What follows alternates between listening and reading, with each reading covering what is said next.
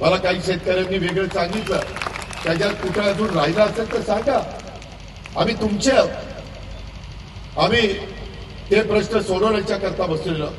आपल्याला विकास साधायचा आहे, जसा आम्ही पिंपरी चिंचवडमध्ये केला, जसा आम्ही बारामतीमध्ये केला, जसा आम्ही इतर ठिकाणी केला.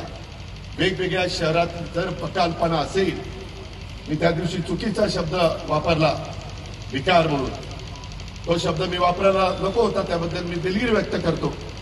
परंतु बकालपणा, शहरामध्ये बकालपणा नसला पाहिजे. शहर कुठलंही असू द्या, त्याच्यामध्ये सगळ्यांना योग्य पद्धतीच्या सुविधा मिळाल्या पाहिजे. स्वच्छ चांगलं पाणी मिळालं पाहिजे. पाणी खराब मिळालं तर त्याच्यात रोगराई पसरते. अंडरग्राऊंड ड्रेनेज पाहिजे. अंडरग्राऊंड ड्रेनेज नसेल तर डासांचा प्रादुर्भाव होतो.